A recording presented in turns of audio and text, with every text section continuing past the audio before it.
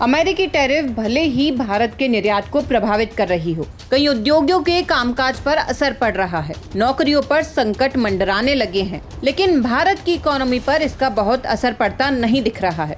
देश की तरक्की की रफ्तार जारी है। आरबीआई ने अपनी मौद्रिक नीति कमेटी की बैठक में जहां वित्त वर्ष 2026 की पहली तिमाही में देश की जीडीपी 6.5% रहने का अनुमान लगाया, तो अब रेटिंग एजेंसी ने इस अनुमान को बढ़ाकर 6.5 से 6.7% कर दिया है। भारत की जीडीपी वृद्धि दर वित्त वर्ष 26 की पहली तिमाही में आरबीआई मौद्रिक नीति कमेटी के अनुमान 6.5% से अधिक 6.7% रह सकती है। क्रेडिट रेटिंग एजेंसी की रिपोर्ट में बताया गया कि वित्त वर्ष 26 की पहली तिमाही में ग्रॉस वैल्यू एडेड 6.4% की दर से बढ़ सकता है। रिपोर्ट के अनुसार मौद्रिक नीति में नरमी आने और आने वाले समय में जीएसटी की दरें घटने के कारण त्योहारी सीजन में शहरी मांग में सुधार देखने को मिल सकता है। आईसीआरए में मुख्य अर्थशास्त्री अदिति नायर ने कहा कि हमने शुद्ध अप्रत्यक्ष करों में दोहरे अंकों की वृद्धि का अनुमान लगाया है,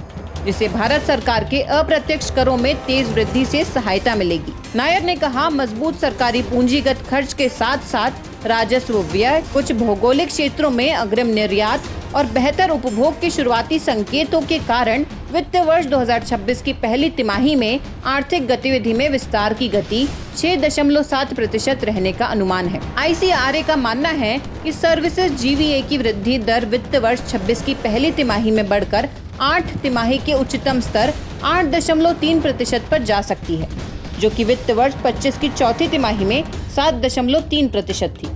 रिपोर्ट के अनुसार 24 राज्य सरकारों का संयुक्त गैर ब्याज खर्च वित्त वर्ष 26 की पहली तिमाही में सालाना आधार पर 10.7% बढ़ सकता है, जो कि वित्त वर्ष 25 की चौथी तिमाही में 7.2% था। इसी तरह केंद्र सरकार के गैर ब्याज राजस्व व्यय में भी सुधार होने की उम्मीद है, जो वित्त वर्ष 26 की पहली तिमाही में 6.9% की दर से बढ़ सकता है, जबकि पिछली तिमाही में इसमें 6.1% की गिरावट देखी गई थी।